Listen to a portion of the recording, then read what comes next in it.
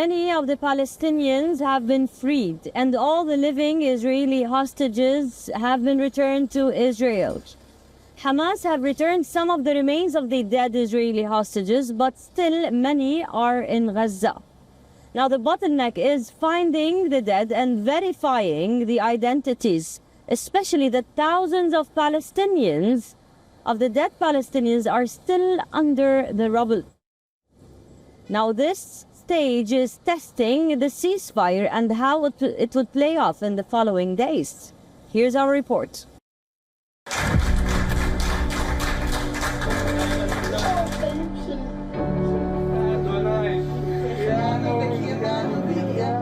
All living hostages are back home. That part of the ceasefire agreement is over, but the battle is shifting to a far more haunting front. The standoff now isn't over the living, it's over the remains of dead hostages.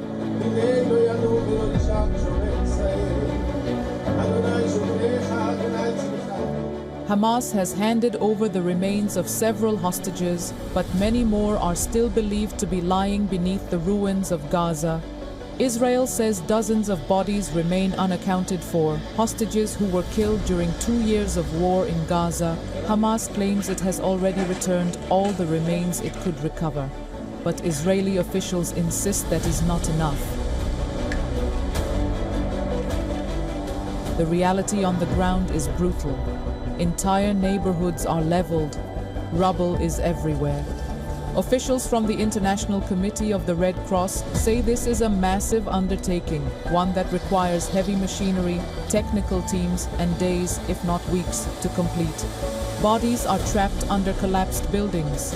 Many are intermingled with thousands of dead Palestinians, making identification slow and complex.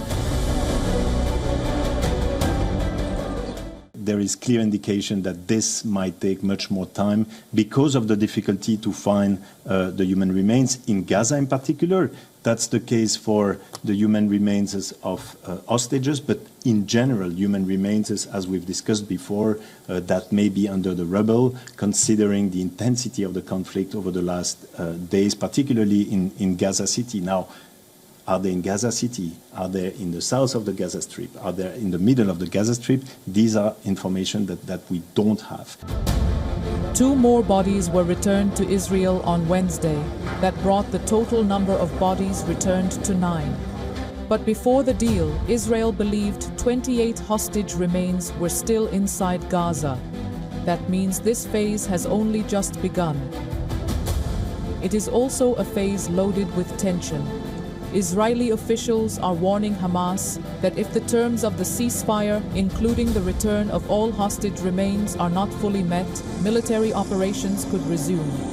Hamas, on the other hand, is accusing Israel of violating the ceasefire already. Dozens of Palestinians have been killed since the truce took effect.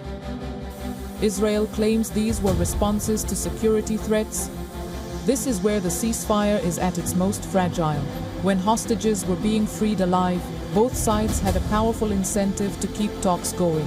Now, with only the dead left, the political urgency is different, but the emotional weight is even greater.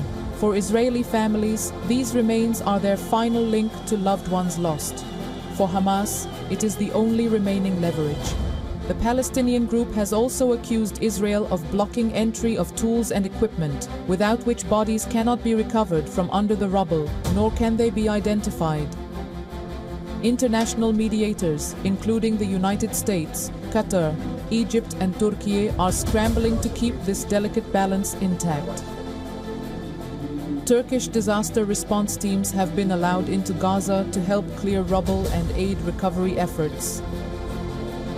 DNA teams and forensic experts are also being deployed to speed up identification and avoid disputes like the one earlier this week when Israel received a body which they said was not of a hostage. But this is more than just a technical operation. Every handover is a calculated move. Every delay risks reigniting a war that has only paused, not ended. Both sides are already testing the edges of the ceasefire, accusing each other of violations while trying to claim the moral high ground. and beyond the immediate question of remains loom even bigger questions. Who will govern Gaza after this? Who will rebuild it? And what role will Hamas play in any political future of the Strip?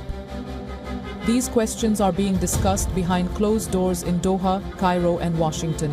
But their answers may depend on whether peace holds or fractures under the weight of these bodies still buried in the ground. This is the defining test of the ceasefire, and it is only just beginning.